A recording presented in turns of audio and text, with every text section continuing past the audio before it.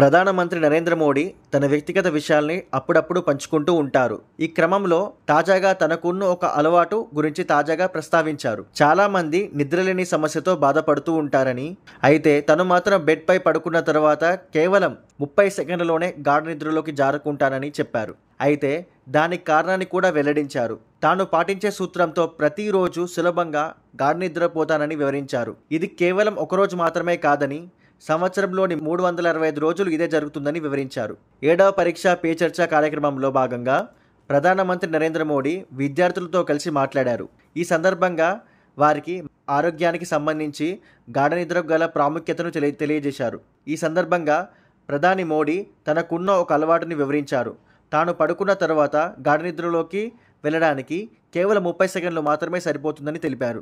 మంచంపై పడుకున్న తర్వాత కేవలం 30 సెకండ్లలోనే గాఢ నిద్రలోకి జారుకుంటానని, ఇది ఏడాది పొడవునా జరుగుతుందని పేర్కొన్నారు. పరీక్షా పే చర్చలో భాగంగా విద్యార్థులతో ముచ్చరించిన మోడీ తాను పనిచేసే సమయంలో పనిచేస్తానని, దేని గురించి ఆలోచించనని, అదేవిధంగా నిద్రపోయే సమయంలో కేవలం నిద్ర గురించి మాత్రమే ఆలోచిస్తానని చెప్పారు. మెలకువగా ఉన్నప్పుడు పూర్తిగా మెలకువగానే ఉంటానని, నిద్రించేటప్పుడు పూర్తిగా నిద్రపోతానని పేర్కొన్నారు.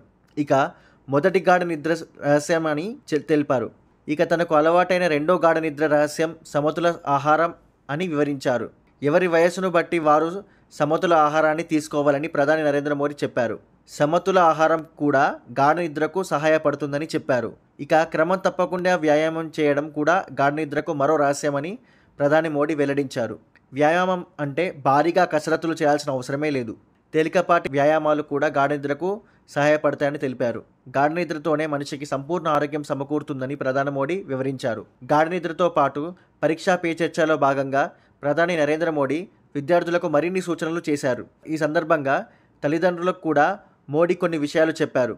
పిల్లలను ఇతరులతో పోల్చవద్దని, అలా చేస్తే వారి మానసిక ఆరోగ్యంపై ప్రభావం చూపి భవిష్యత్తు దెబ్బతింటుందని పేర్కొన్నారు. కొంతమంది తల్లిదండ్రులు వారి పిల్లల ప్రోగ్రెస్ రిపోర్ట్ను తమ సొంత విజిటింగ్ కార్డుగా భావిస్తారని, ఎవరినైనా కలిసినప్పుడు వారి పిల్లల గురించి గొప్పగా చెప్తారని, అది సరైంది కాదని హేతువు పలికారు. ఇక టీచర్లు కూడా కొన్ని సూచనలు చేసిన ప్రధాని ఉపాధ్యాయ వృత్తిని కేవలం ఉద్యోగంగా మాత్రమే భావించకూడదని పేర్కొన్నారు. విద్యార్థుల జీవితాలను తీర్చిదిద్దే సాధనం మార్చుకోవాలని సూచించారు. పోటీ సవాళ్లు మన జీవితంలో ఎంతో ప్రేరణ కలిగిస్తాయని, కానీ అవి ఆరోగ్యకరంగా ఉండాలని చెప్పారు. ఏ విషయంలోనూ పక్క వాళ్ళతో పోటీ పడొద్దని, ఎవరితోనూ వారే పోటీ పడాలని విద్యార్థులకు ప్రధాని నరేంద్ర మోడీ తెలిపారు.